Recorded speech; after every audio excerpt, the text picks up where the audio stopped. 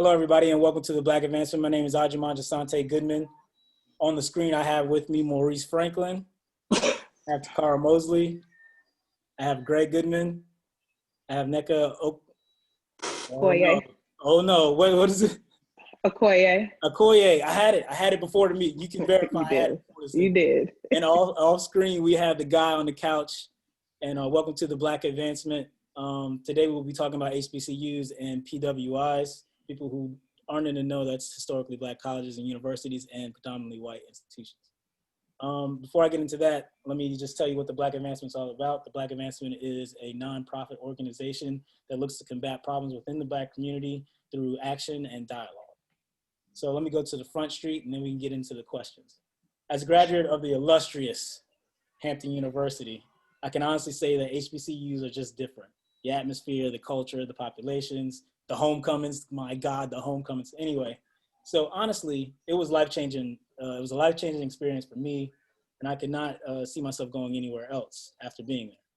However, I've had plenty of friends, relatives, coworkers, associates, etc., who attended PWIs. And to be frank, they do not have the same view of college that many of the HBCU guys or alumni, I should say, have when it comes to their school.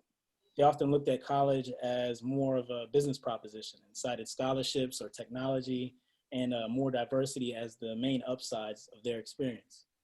I think both options have value, but the future does not look bright for HBCUs.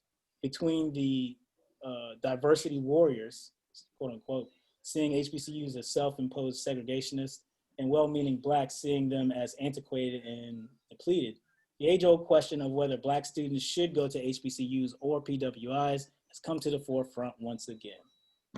Are HBCUs unknowingly playing a hand in the destruction of the Black community? To address these questions, today is our panel, and we will begin with the first question. What is, was, or would be your biggest reason for attending any university? And I'm gonna start with Maurice on this one. You're welcome. All right. Thank you. So my reasoning for, I guess, attending any university would, one, be any support system that I would have either at that school or locally. And then depending on what my major was, how that school ranked or how that school does, how that school did, I guess, as to assist me in what I'm trying to do.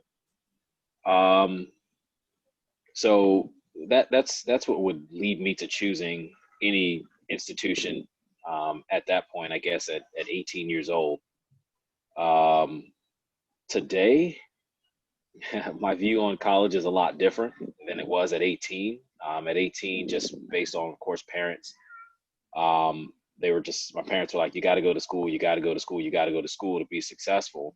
And that might have been something that was big for them. But I think as times have kind of seen, or we've seen things kind of shift, you kind of you're forced to make that decision of mortgaging your future for the next 30 or 40 years to go to college, or kind of doing an apprenticeship and learning how to do something and doing that skill set for your life. So anyway, that's what would help me decide what school I was going to.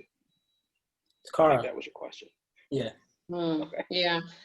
When I went to college, it was probably more of a business, economic transaction for me. I looked at, like you mentioned earlier, scholarships. I looked at, so probably the biggest thing for me was money, like what would be the best financial decision. I applied to HBCUs and PWIs, and staying home and going to Cleveland State University, which was close to home. I stayed home. I didn't do room and board. That was the most economical thing. So that's where, what I went for. Now, like Maurice said, as you get older, when I went to graduate school and I was, wanted to become a nurse practitioner, then I started looking more at rankings for programs. I'm in mental health, which there are not a lot of programs. There's more today, but still not very many. So, that definitely played a part into how I made my decision for graduate school. I looked into, it was more about the, how academically prepared the school could make me, what would be best for, you know, my career going forward. That was very important for graduate school. Undergrad, maybe not so much, but I always knew like college is what I was doing. That's, you know, where I was going, and it would work out one way or another. So. Indeed. Greg, I'm gonna let you go, and then we're gonna get the debut after that. All right. Well, as you all know, well, maybe not all of you, but as you, at least three of y'all know, or two of y'all know, I never even went to college. I was military, but I do have children that will be going to college more than likely. And as an adult, because at 18 I had no thoughts of any of this, didn't care. But as an adult with my children, the way that I've had them kind of lean toward is more so experience than anything, because once you get your degree, that'll be irrelevant for the most part once you get your foot in the door at any job. Once you get at any job, you're gonna have to show and prove. So, I mean, my father went to Norfolk State, and he's had guys working underneath him that went to Harvard and Princeton and everything else. Yeah. So once you get that paper and you get on your job, and you show and prove what you can do, you can still make it to whatever heights.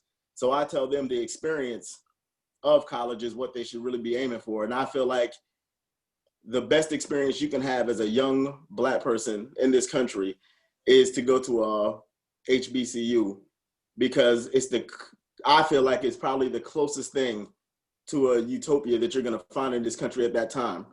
It's going to be the closest thing you get to a real level of comfort, you know, in society, where you'll be recognized for more so for your thoughts than your skin color on first approach. And that's all I really have to say. I'm kind of underqualified to speak on this question. I ain't No, but I think that's a good perspective to give. Yeah, no. Everyone's perspective is welcome. Yeah, because it's not the same for everybody. Yeah, Greg's is not, but most people's would be. Go ahead. Your go. So I think there's a lot of different factors that go into deciding what school is best for you. For undergrad, my father was paying, so cost was really what it was. I mean, they let me apply to like a million schools. At the end of the day, they're like, okay, we're not paying for any of this. You're going to the SUNY school, which is State University of New York. So it was cheaper, and that's what it was. So the scholarships I got weren't enough to cover out-of-state tuition, so I really didn't have much say in that. Like Takara said, when I went to graduate school, it was more so about the strength of the program and the ranking of the school. Cost was less of a concern for me because I was just going to take student loans myself. My family was no longer paying for my graduate degree. And then I also got a postmaster certificate.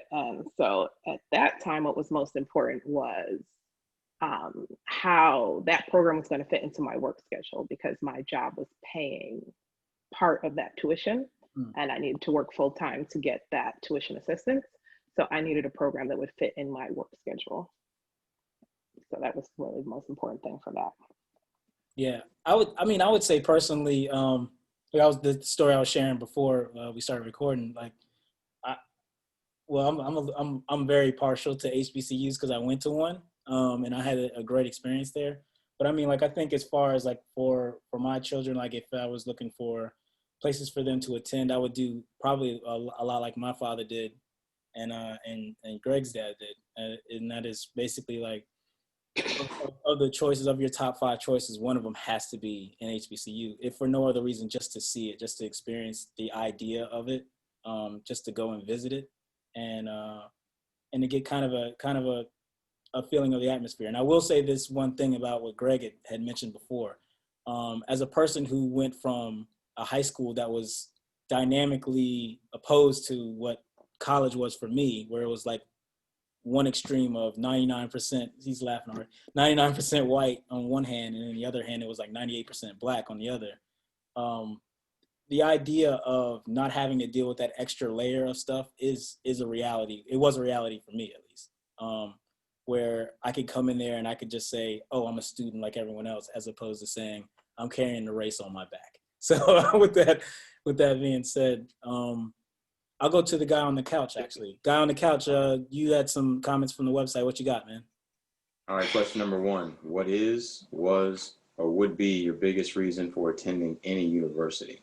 BJ Ellis says, my biggest reason for attending college was because that was what I was supposed to do. In my house, graduating high school meant nothing. It was not considered an achievement. It marked the beginning of my education, and having a college degree was the bare minimum. It never crossed my mind I could not go to college. Back to you. That's a good point. Like, how many of you guys growing up where that was like the barometer in terms of your education, where it's like high school really didn't mean much? It was college. Regardless. Yeah, definitely for me. I'm Nigerian, and so there's a huge emphasis on education. So the decision point in our home was whether you're getting a master's or whether you're getting a doctorate. There's no, college is a non-negotiable. That is. Yeah, so mine's is a little different. For us, it was definitely there was an achievement in finishing high school, and college just was kind of an expectation. It was kind of like, well, we've worked hard, so you can go to college. And it really wasn't a, do you want to go to college? Do you see yourself as college material? It's just, we worked hard, so you got to go. And it's like, all right. But it definitely wasn't something that I initially wanted to do. I didn't like school. I didn't understand the kind of student that I was throughout high school, primarily because everyone at my school was white. And then with them being white and the few Black people that were there, we weren't expected to be educated. Like, it was just, we were just kind of expected to, after school, just kind of just go somewhere and disappear. There really wasn't an expectation, I felt like, from the county or from the school system and the teachers, for Black students to continue their education.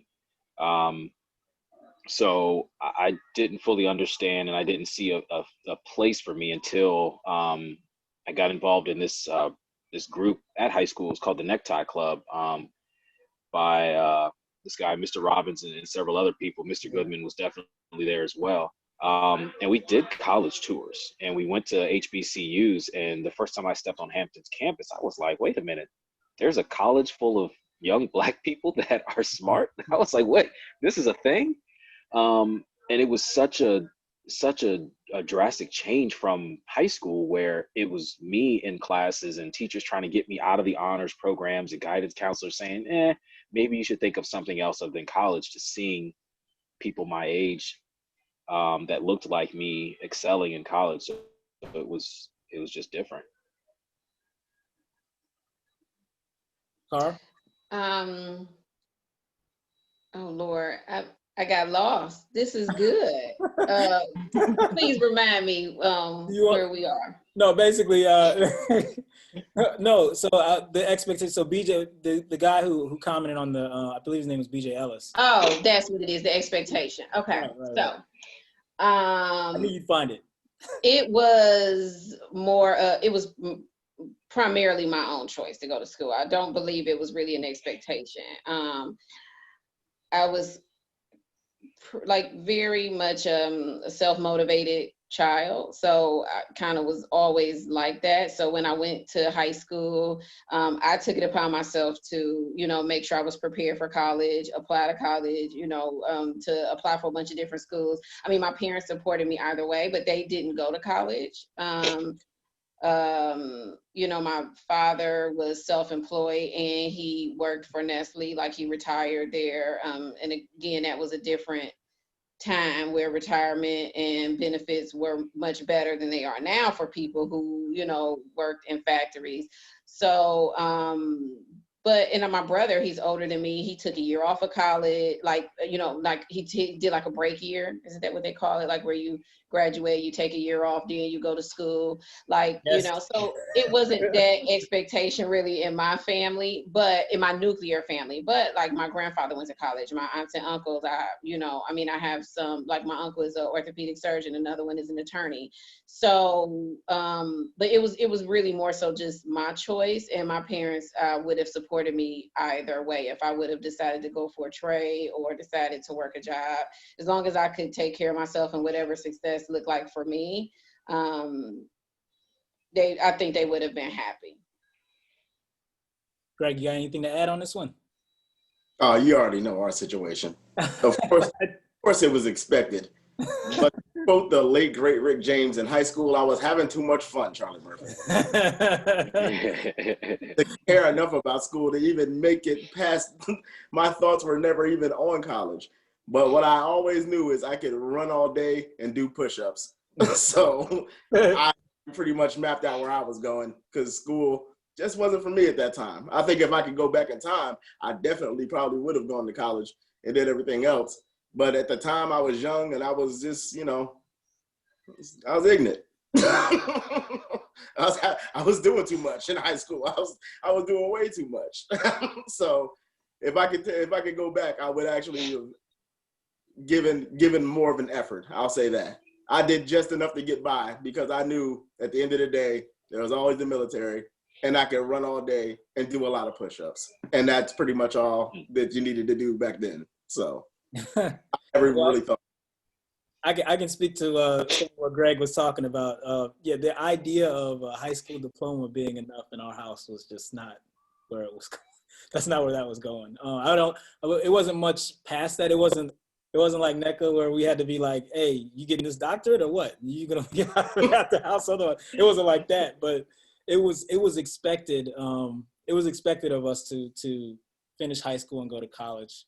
That was just the expectations that were laid upon us. It wasn't that terrible. That I think at the end of the day, and I've had this discussion with my father several times, at the end of the day, all he really wanted was for us to be law-abiding citizens, is what he said. I just wanted y'all to be law-abiding citizens, is that what he said. But in doing so, he had us aspire to look at things like, oh, well, yeah, high school is just the beginning. That's just the start of this whole journey that you're supposed to be on.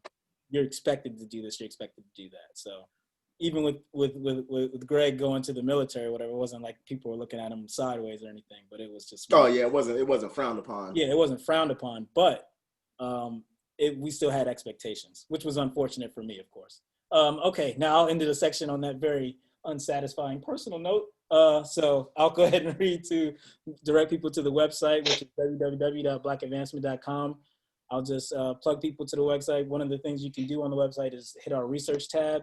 If you want to be on one of the topics, but you feel like you don't have enough background information to be able to do well on one of the topics, we have a research section where we put in articles for each of the topics that we have that can help you form your point of view. We try to do it from different points of view. The second thing I want to plug from the website is topics. We have people come up with topics all the time. Some of you may have seen a recent symposium that we did called Blacks in Politics. Actually, it wasn't us that came up with that topic. It was Maurice Franklin who came up with that topic.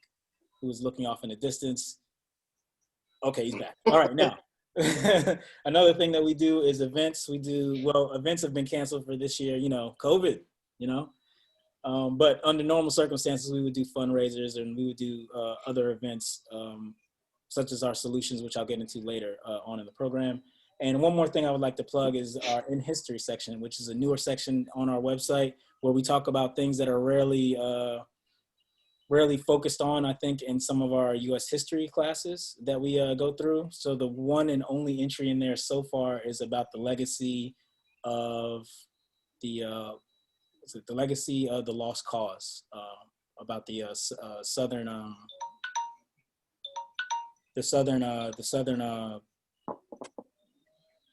southern side in the Revolutionary War and how they spoke into existence basically this idea of a lost cause and how that has kind of impacted U.S. society from everything from creating laws to the education system. So that's the in history part, and we hope to add to that soon. With all that being said, we're going to go to the second question. Do you consider HBCUs or PWIs better schools for Black students? And although I let her have her debut last first, NECA is going to be the first on this question. Go ahead. All right. Well, I think there's no one size fits all for people. So, I have difficulty picking a side. I went to all PWIs. And I have taught as adjunct faculty at HBCU as well as a PWI. So I can appreciate there's pros and cons for each. I think, you know, for PWIs, many times there's more scholarship funds, more grants, things of that nature, because they have wealthier and sometimes bigger donations. So they have a bigger pot of money to give out to students. From what I've seen, they have a little bit more updated technology available for the students. Just a lot of different things. So HBCUs, I definitely see the value in, like you guys had stated, especially for Black students who were brought up in white areas, having that sense of community that you hadn't seen before with your own people, which can help develop some self-esteem, some pride, different connections with people from different areas.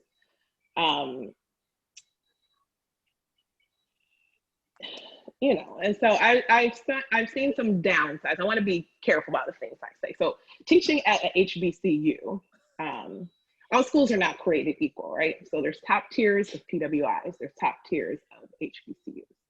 And I taught at a HBCU, which I don't think would be considered top tier.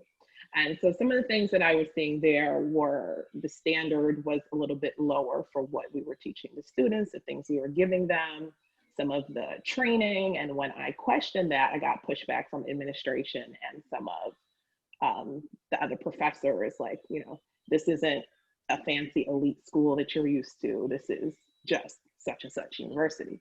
So this is what we're doing for the students here. You're not going to be doing all of this extraness for these students, which, you know, I had an issue with, I had conflict with. And then some of the policies of kind of, I mean, semi-corruption with admitting students who didn't really have what it takes to be successful in the program, to bring more money into the school, and just basically letting these students waste time and money, knowing that they would never really be able to graduate or pass their boards on the other end of that. And you know, and at some point when you do that for so long, accrediting bodies will get involved and say, hey, what's going on? These students, the pass rates are really low, people are failing, and then the school gets in jeopardy. So then at that point, the school was kind of passing students through who weren't qualified, just giving them, inflating their grades and passing them through and doing all kinds of little foolishness like that, which is very questionable. So that I wasn't really pleased with my experience there as faculty. But I do know that people have had I know a lot of friends who have went to HBCUs had really positive experiences there. And mostly, I would say, mostly I've heard of people going to Hampton, Howard. I mean, I don't know if we're saying schools' names or whatever, but don't mention another school. Bellman, Morehouse, some of those are really great. People have had rave reviews, had great experiences there. But I'm just saying, I don't think all schools are created equal. And then I will say at my PWI, you know, I went to a really, really big school, University of Buffalo in New York. And so they have maybe like 30,000 students, right? So while it's a PWI, maybe Black students are 8, 10, 12%, still thousands of students. So, you know, I had a Black community within my PWI. Like everywhere, you know, all my college friends are Black. These are the people I hung out with. I honestly don't think I came away from undergrad with any white friends. So, you know, we had, you know, Black Greek organizations. We had, you know, we had all of those things. So I think sometimes people think PWIs is going to be like super isolating. You're the only Black person. And that's definitely not the case. Like for high school, I grew up in a mainly white community. And I feel like, you know, the experience you guys probably got at your HBCU is what I felt like I got when I went to my PWI. Interesting. That's an interesting perspective. Coming out, throwing haymakers. Maurice, what do you got to say?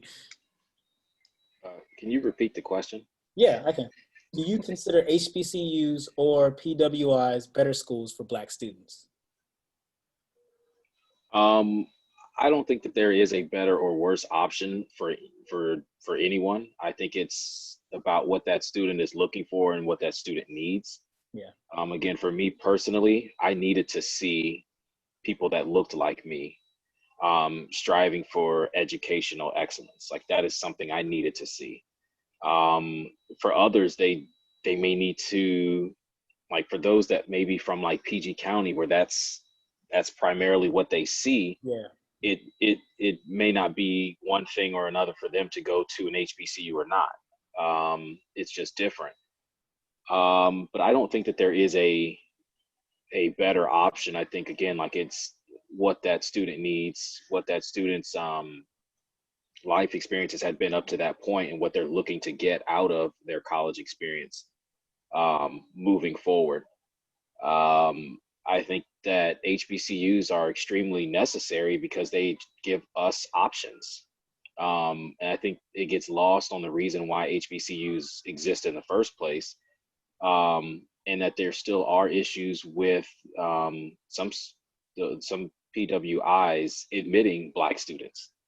And so I think that, like I said, I think that it's really no better or worse for where you decide to go. I think it just all depends on what it is that you're looking for, the experience you want. But there are challenges at HBCUs that you won't get from PWIs. Like, so my sister went to Florida State, and she's 4 years older than me.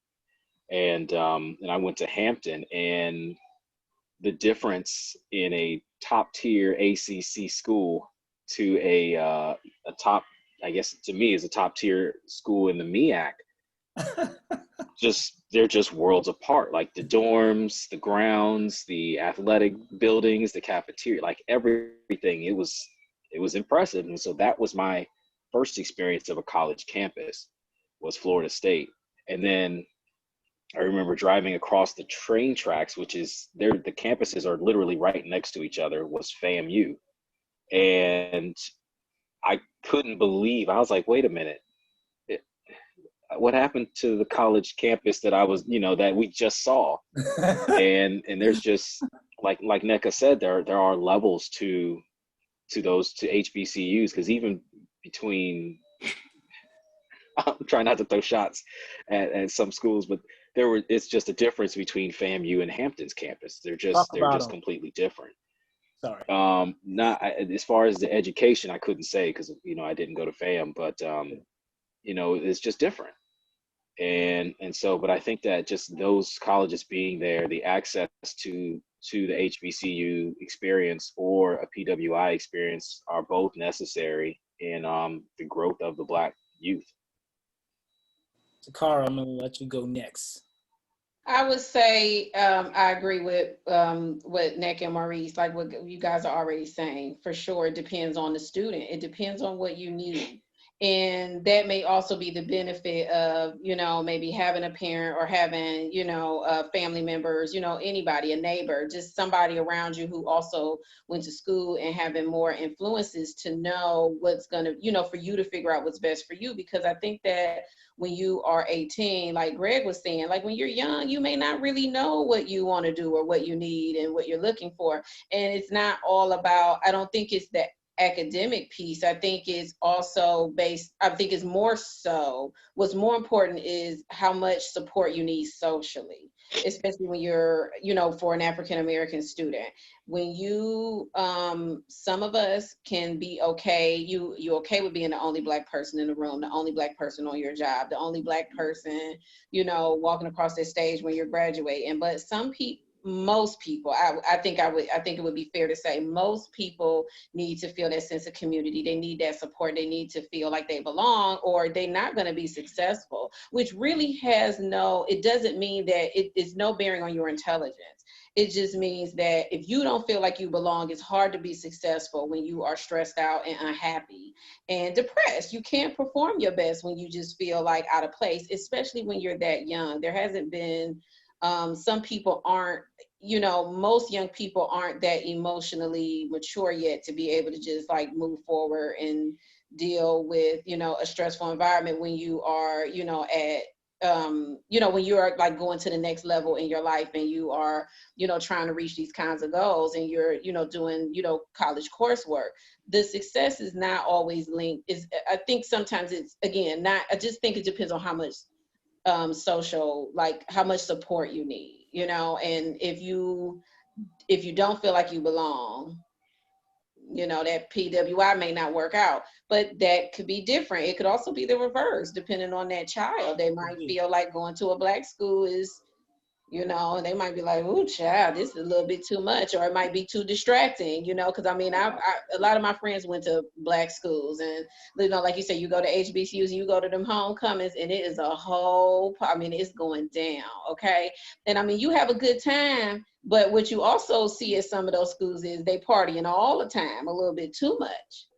And that may not be the best thing for some kids if you are easily distracted and you can't be like, okay, I need to do my work first and I can balance this. So it's really going to depend on the student.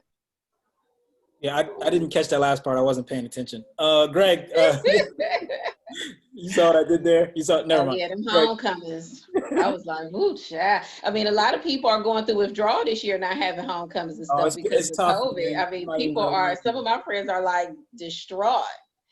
It's tough, man. I'm not gonna lie. Even the daily fashion show, I find, you know, at the HBCUs, I mean, the students were dressed, and you know, these PWIs, you just wear sweatpants, a t-shirt, a sweatshirt. There's no getting dressed to go to class. I mean, you get dressed to party after, but everybody's just wearing nonsense. Some people are there in their pajama pants. There's no fashion show. Nobody cares. But you know, the HBCUs, when I go visit my friends, I'm like, ooh, okay, you really have to be out in the fashions over here to go to class. You know, not everybody. Not everybody. Greg, I'm gonna let you go ahead. I'm gonna go ahead and let you go, man. I'll let you go. Mine's not gonna take long. Once again, I don't have the same experience as all of you folks. But what I would say is I think it mainly depends on your where you're headed to in life. Like if your goal is to have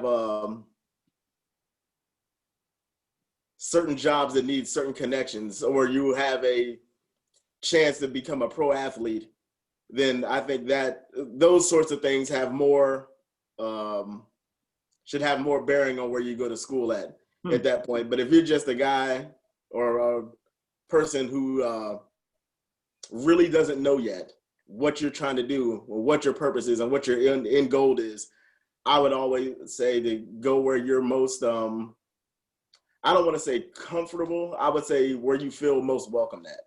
And that's for that person to decide, whether it be a HBCU or a PWI or any other place.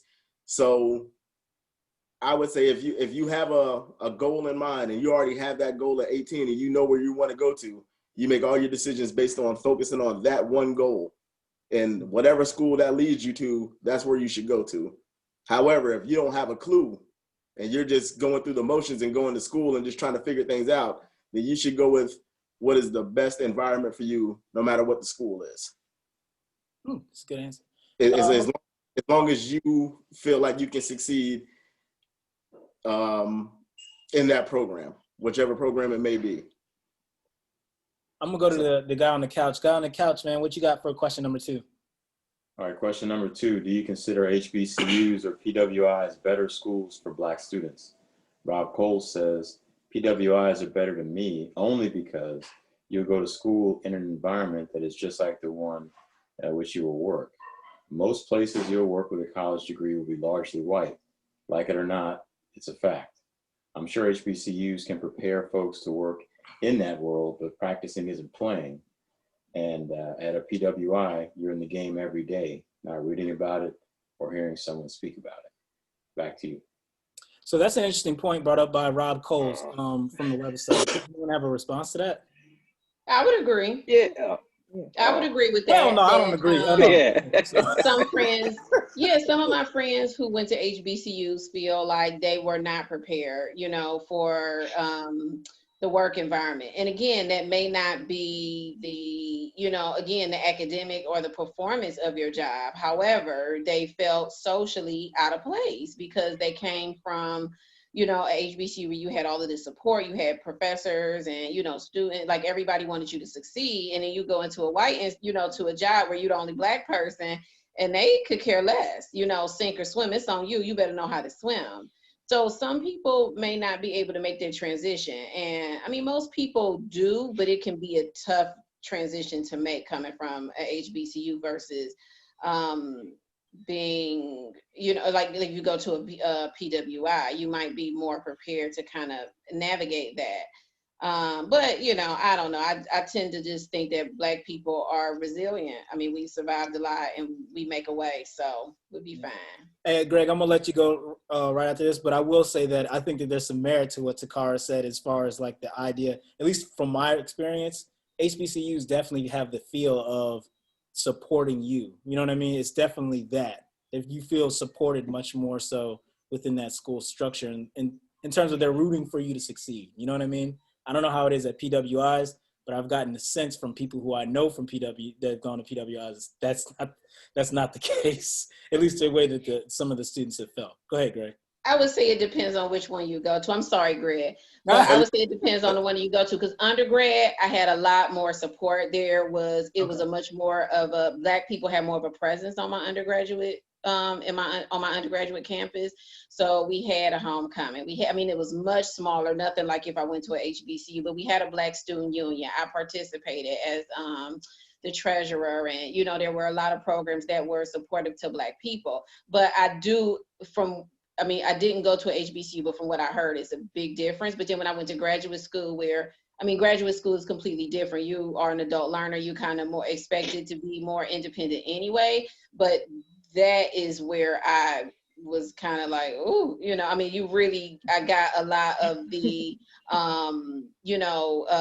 the racism is where you kind of felt the systemic racism show itself in graduate school, and where, you know, they might have tried to make you feel like you didn't belong. And I've had other people go through, me and Neka have a friend, Elena, who went through that, where she went to FAMU. It was a great experience. And then when she went to Hopkins, I mean, it like almost broke her down, but you know, she made it. You know, she was still successful. You know, she made it work and she finished school and she's very successful. But it was a hard transition when you go, you know, like the support is a big difference, and it's going to vary depending on what school you go to, like which PWI you go to, how you're going to feel about that. I'm sorry. Shout out to her. Go ahead, Greg.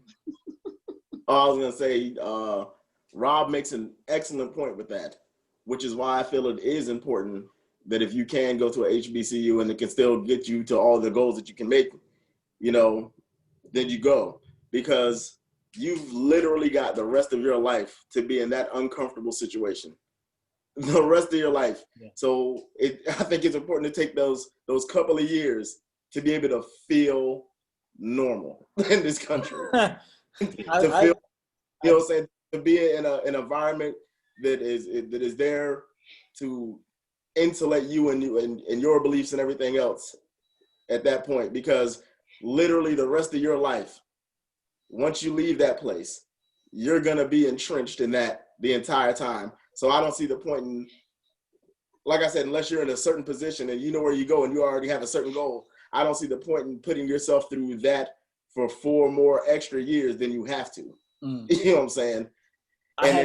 But he's right. The reality of the situation is, once you're out of there and you have that degree and you're at the job site, 9 times out of 10, 9.5 times out of 10, you are going to be one of the few minorities in these positions that are in there. And I can even say even fewer Black. When I say minorities, I'm including everybody else too that has some sort of brown tint to their skin. You know what I'm saying? So I think if you can have that 4, 6, 8 year experience, whatever you decide to be,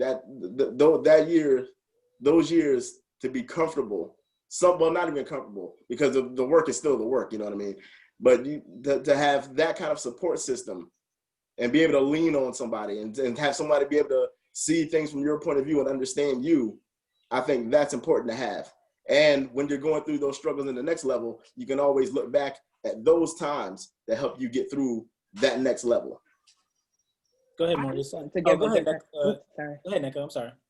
Yeah, I was just going to say that I think that at HBCUs, they do have the unique opportunity to place an emphasis on their students about working within the white system and how Black people move differently and white people move differently. And so in a PWI, you're not going to be able to freely discuss these things. Like, you know, when I was teaching at the HBCU, I was able to discuss with my students, you know, how we have to work twice as hard. These are type of microaggressions you will encounter. And if I'm teaching at a PWI, I can't, you know, I can't get up in front of class and say these type of things, right? So I think that in some ways, HBCUs, if they put an emphasis on that and want to discuss it, they can actually help students navigate that. I have a good friend who went to Howard Business School, and she always sings their praises and talks about how well they prepared them to work in the business world and some of the cultural differences between the groups and how those things play out, a lot of role playing in things that they see. And she thought that they prepared them really, really well. So I think it just depends on the school and what they're teaching them. Maurice, last word, man. So I completely disagree with Rob. I think is the person's name. I do. I don't think that going to an HBCU put me at a disadvantage once I got into the professional world. And I don't know if that had anything to do with the HBCU itself or just my parents, you know, telling me, you know, nobody's going to look out for you except for you. Nobody cares whether you succeed or not except for us and yourself. So you got to go out there and get yours, regardless of who's around you. And they always, of course, told me, you know, as a Black person, you have to, like Neka said, you have to go out there and be better all the time. Like you can't take a day off ever. You have to go out there and prove yourself every day, all the time. But I felt very much prepared for the working world, the professional world once I got into it. And in my profession in aviation, it's, you know, it's like 90% white or something like that. And so it's a very small minority group in aviation as a whole. And I never felt like I wasn't prepared because of going to Hampton. Like it didn't make a difference. Like competition is competition, and I don't care whether you're white or Black or whoever. If I'm trying to get the job or I'm trying to get to a facility or whatever the case may be, I'm trying to win. And you know, I'm gonna do my best to be successful and stand out in whatever way that's possible, whatever way I need to do that to be successful. So I really don't think it makes a difference. Greg makes an excellent point where you do have to more or less sit the rest of your life or experience, you know, the rest of your life in a predominantly white culture, regardless of where you go and where you live and where you work. So why rush into that environment if you don't have to? But again, like I disagree with Rob in that there isn't any advantage or disadvantage to going to a PWI to prepare you better for being in the working world, just because I think as Black folks, we're used to, as WEB said, like wearing that mask and being able to take it on and off when we need to in order to move in a white world. Like we just know how to move in a white world because we've always had to do it from the time we went outside by ourselves to ride bikes until today. Like we just know how to move in that world. Well, the mask is literally another topic altogether under our topic section, which is a perfect time to plug the website. How about that? I mean, so www.blackadvancement.com. There you can also go to some other tabs that we have, such as the debates tab, where you can see beautiful and smart people such as ourselves talk it out in different issues. You can also go to recommended websites, which is one of the things that we love to do is promote Black-owned businesses. The one that we're going to highlight for today is Tina Rose Wedding and Events. She does all kinds of, I should say award-winning Tina Rose Wedding and Events. She's located in Northern Virginia, I believe, and she does fantastic stuff. If you ever get a chance to go to our website and click on her website, or just go to her website altogether, if you have a wedding coming up, if you have a party coming up, I highly recommend her. And last but not least, from the website, I like to talk about the book of the month that we want to highlight for this month is The Day Freedom Died, The Colfax Massacre, the Supreme Court, and Betrayal of the Reconstruction by Charles Lane. That's a good book. Get a chance to say pick it up, read it. Let us know what you think. So third and final question. I'm going to start with Greg on this one. So be prepared. Get your listening ears up, okay? Do you agree or disagree with the notion that HBCUs do not prepare you for the real world and are antiquated? I know that we've touched on this a little bit already, but it's the third question. What do you want me to do? Greg, go ahead. I disagree because, like I said, once you get to your job, you're going to have to show and prove, and knowledge is knowledge. So as long as the materials are all on the same, what's the word I'm looking for? As long as the material is all generally the same, then you should be fine. Once you get to the next level, it's more of an individual push. That's where you come into play and you have to show and prove what you are about. So as long as you have the knowledge and the knowledge is all the same based on the criteria of the college or whatever it takes to get that degree, then you should be fine. Now, as far as the mental aspect of preparing to deal with people outside of your race and whatnot, we're Black in America. We've literally dealt with that our entire lives. So that should not be that big of a culture shock to you where you go out to the real world and fail based on that and that alone. You can be held back in certain aspects. It can be a rougher road and more difficult, but ultimately, because based on the college you went to, that shouldn't have a factor in it. That's more of a personal you thing at that point. So I don't think it does. NECA. No, I don't think they're antiquated, and I think they're definitely needed. You need HBCUs, just like all the things we were saying before with the diversity, the sense of community, the connections you build. But again, I just keep hitting my same point, all schools are not created equal. So it really just depends on the institution you decide to go to and how together they are, I guess I would say. Just tell us how you really feel. Okay, Maurice. I don't think that they're antiquated. I do think that HBCUs are behind in some aspects. So as far as their, how do I say, their, I'm going to throw out a word, their technology. infrastructure. Infrastructure, okay, good. They're, as a whole, I think is at times behind. And I think sometimes their goals aren't really aligned with where they sometimes should be. Sometimes I think that they're more focusing on trying to be like a PWI instead of trying to just be the best institution that they can be. And so I think that, like I said, the infrastructure is a problem. I've not been to many HBCUs where they have new dorms or cafeterias or buildings. The technology is usually pretty far behind. And so I think that's an issue. But as far as antiquated or anything like that, no. I mean, it's education. You shouldn't be able to continue to exist if you haven't evolved with your educational structure and curriculum. And that's really what it comes down to when you're talking about any institution. And so I think there's a lot of growth that can be made with HBCUs, but as far as their relevancy, they're definitely relevant. I mean, it helped me get to where I am today, and it's helped, some of the people that are closest to me get to where they are, where they have been, or where they're going. And so I think that they're very much necessary. I think you're going to get out of it or any PWI or any institution of what you want.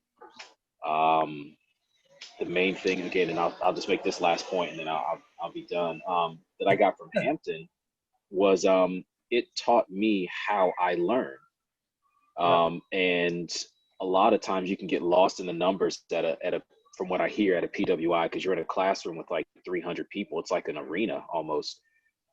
Whereas at Hampton, it was like 50 people, 60 people, depending. If it was a science class, it might have been like 100 people, but most cases you were in a smaller environment. And so you really had to focus on how you learned, and you got to have a lot more interaction with other students and professors. So I think that that was very helpful for me to get to a point where once I left Hampton, I knew that I was capable of doing anything and learning anything just because I understood how I learned, like how I processed information. And so that led me, to knowing that I would be successful in whatever career path that I chose. Takara. I would say again, I agree with NECA's sentiments about all schools are not created equal.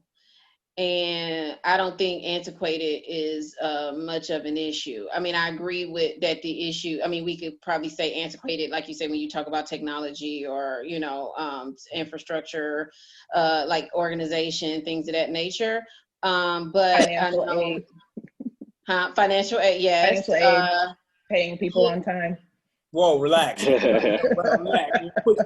Push back. Right. And like you say, but like you say, that damages the school, because then you have teachers, like let's say you have people who went to PWIs and they want to go back and teach at HBCUs. They may be turned off by those things, which, and inevitably the students suffer from that, right? So then the students may not get as good of an education or, have as good as an experience as they may be, to be at a at a HBCU with a teacher that actually cares, because it's like, I can't deal with, all of the shenanigans going on at this school. But I mean, when you talk about like accreditation problems, which we know that there have been schools, Sojourner Douglas in Baltimore was like shut down because they lost accreditation, they lost federal funding. I mean, all of those things are certainly, negatively affect HBCUs. And I absolutely think that we still need them. We need HBCUs just as well as we need PWIs, just as well as we need community colleges and trade schools. Because everything there's no one size fits all. There absolutely is not. All of it needs to be available. And HBCUs, oh Lord, they do. Because I mean, we see accreditation problems in white schools as well. It's not as if there aren't white schools, that are being shut down due to accreditation problems. But I just feel like it's more significant for Black schools, because I think that, for a lot of African-American kids in America, that may often be one of the best options for them, especially, when you're young and you're getting started, and you're, moving on to, it's not the same. It's a very different standard of learning when you go from college to high school. And that may also vary depending on where you went to high school. But if you went to like public schools, going to college can be, jarring for some people. However, having HBCUs might be the support that people need to be successful. So I think that we need them. I don't, there's some problems that can just need some work, but they definitely are still needed. Yo, I'm not going to sit here and let you, you know what, I'm just going to go to the guy on the couch. Guy on the couch, man, what you got, man, for question 3? All right, question number 3. Do you agree or disagree with the notion that HBCUs do not prepare you for the quote unquote real world and are antiquated? Lauren says the point of college is not only to prepare you for what is, but to give you the tools to create the future. The reason we teach algebra is not for algebra, but to learn the concepts that later on students can build on in their future.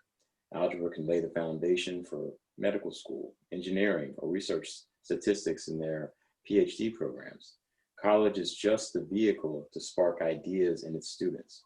A college that does that is never antiquated. Back to you. Good comment from Lauren. Does anyone have anything to add on to her comment?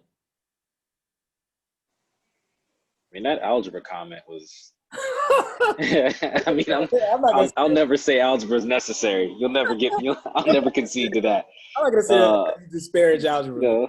I can see some classes that have actually hindered people from becoming doctors and lawyers. Even though that they're smart, but it may be math just may not be their thing. But that doesn't mean they can't do surgery. So that's it. That's all my only comment. That's enough. That's enough. You understand what I'm saying? That's enough. No, I will say that, I mean, like, there is a there's a just like there's a dearth a gap in stuff within the public school realm versus like, you know, the private school realm outside of colleges and universities themselves. A gap can be made as far as from a bankrolling perspective on the HBCU front as well. I mean, like, these institutions don't get bankrolled nearly as well. Some of them are private colleges, like Hampton is a private college. So they don't get really money from the state. Like, that comes from, we got to get endowments and you got to get grants and all this other stuff. And that plays a role in some of the things too. The accreditation wars are fascinating. And they're, it seems like maybe it's because of the atmosphere that I roll in as far as being a graduate of an HBCU. So therefore we look at other HBCUs more often, but it does feel like we get it as far as meaning HBCUs get their accreditations taken. It seems like a lot quicker or a lot more often, I should say. And that may be because they're cooking the books or running the school in a weird sort of way. But I would like to hear a more even-sided discussion on that, because I know that there's some white schools that do the same thing. I shouldn't say white schools, but predominantly white schools that do the same thing. But they hit us with that black on black crime thing, even when it comes to schools. So I just this is what I see. Does anyone have any more comments though, or as far as anything is that dealing with HBCUs or PWIs or anything they think that we should get into as far as that topic goes? Well, I just wanted to say I had a great experience at my PWIs. I mean, I feel like a lot of times when this discussion comes up, it's a lot of people saying, you know, the PWI was isolating, they were the only Black person, they felt it was like negative. And I really haven't had any issues. I think it was an awesome experience. And that's probably because I went to a PWI that had a huge population of Black people. So yeah, maybe it probably has something to do with it. But I mean, people should be aware that PWIs don't mean you're going to be the only Black person in class. That's not necessarily, you know, you have to look into the school you're going to, look at the demographics. And also, you know, there's something to be said about the name of some universities. Like for graduate school, I went to Johns Hopkins University. I'm a nurse practitioner. So in the medical field, that holds a lot of weight. Like when I applied to jobs, a lot of times in the interview, they're like, "Oh, I see you went to Johns Hopkins University." That's probably the first you thing. know, yeah, some of that stuff is very important. So, you know, I think, you know, the decision is the individuals, but I think there's pros and cons definitely to both sides, and both are needed. Well, I will say that like the one of the schools that I know that is like that has a reputation like that, at least is the dentistry, was Mahara. I think it's Mahara. Am I saying that right? Meharry. Very, yeah. Mahari. And that's in Tennessee, right? Mm-hmm. Yeah, correct. So like that's one of the schools where they look at that and they're like, "Oh, you want to." But I mean, there's some weight to that too. But I mean, even that has, I wouldn't say a complicated history, but that has historical ties to it in terms of the depth of stuff that comes with it. Like when you say you went to Harvard, it doesn't matter what you got out of Harvard. If you're a graduate of Harvard, you're a graduate of Harvard. You know what I mean? So it's one of those things where some schools come because of the background associated in the stuff that comes with it. They just automatically are going to get a bump ahead when it comes to certain things. John Hopkins, hey, shout out to you though for getting through the John Hopkins wheel and using that. I appreciate it. I don't know what it is, but yeah, I think that's awesome. But if no one else has anything else to say, I'm gonna just direct people to the website, which is www.blackadvancement.com. If you haven't heard by now, let me direct you to another thing that we're gonna do. So coming next year, because of some of the things that we've had to do because of COVID, we've actually been able to look into doing other things. And I'm happy to say that one of the things that the organization is going to try to do is we're going to try to do a couple more different programs within Black Advancement itself. And we're going to call them Zoomcasts, where we basically have meetings like this where we do different shows. We're currently creating some casts for some of these shows and for the creation of some of these shows. I know two young ladies who will probably get a call, another gentleman who's on here that will get a call. Sorry, Greg, you're gonna be left out. Anyway, so I'm just playing. But honestly, you guys stay on the lookout for that. And if you're interested in any of that, just hit me up and let me know. But I'll give you more details as we get closer because we're not starting that until next year. Another thing that you can look at that's on the website is donations. We are a nonprofit after all. So, I mean, we're here for the money, okay? Just give us your money. No, I'm just playing. If you can donate, that's fine. I know it's difficult out here, especially this year. Like I said, we're not doing fundraisers this year. If you can give, that's great. If you can't, we'll figure out ways to do stuff a little to nothing all the time. So don't worry about that. And the biggest reason why this whole nonprofit was created was because of the solutions.